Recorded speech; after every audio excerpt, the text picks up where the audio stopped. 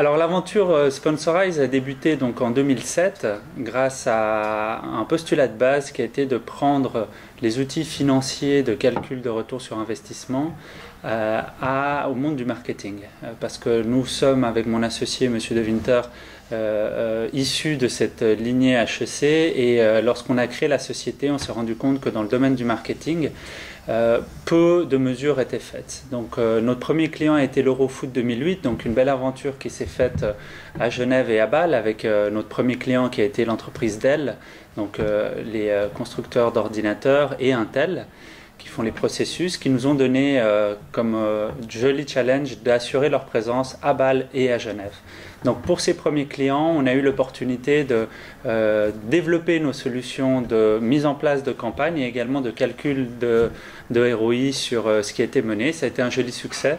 D'ailleurs, l'entreprise Dell nous a donné un retour et un joli bonus sur cette opération.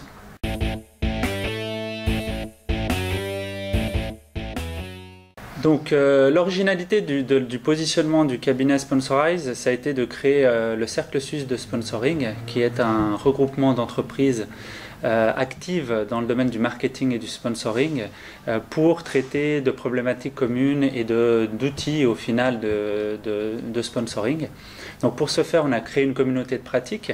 On a eu déjà différentes conférences qui se sont menées au sein de nos membres, chez Raiffeisen, à l'aéroport de Genève, et la prochaine se fera au Rolex Learning Center à l'EPFL. Et donc notre originalité réside dans le fait que nous souhaitons partager le savoir et les outils de chaque acteur du sponsoring et de mettre en place une structure et des plans d'action qui sont validés par les entreprises et qui sont au final évalués par les clients des entreprises. Parce que je le répète, aujourd'hui, le monde du marketing a un manque de mesures et d'évaluation et on milite pour éduquer le marché et pour aller dans ce sens.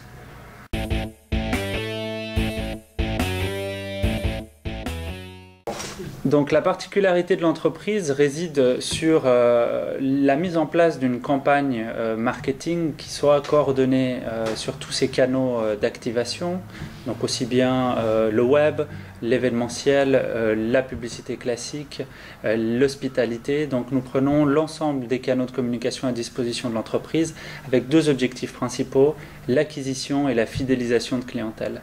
Donc ça, c'est un objectif que nous fixons à nos clients et à travers des plans d'action, nous réalisons les différentes phases en amont, pendant et en aval pour après remettre à la direction un tableau de bord de pilotage avec des indicateurs de performance.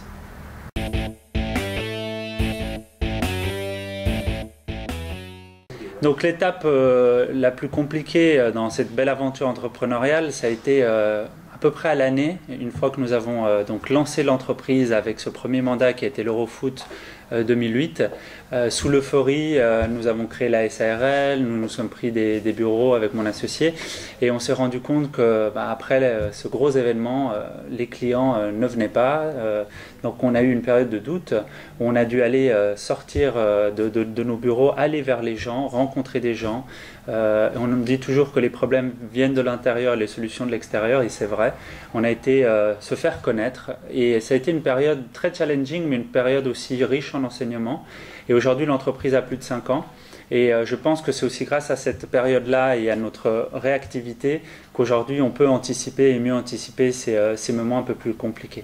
Donc aujourd'hui, on pense pas plus qu'à 2, on pense à un groupe de 8 personnes, donc 8 consultants, et on est sur une approche avec des clients de 2 à 3 ans sur des mandats qui durent à peu près ce temps-là.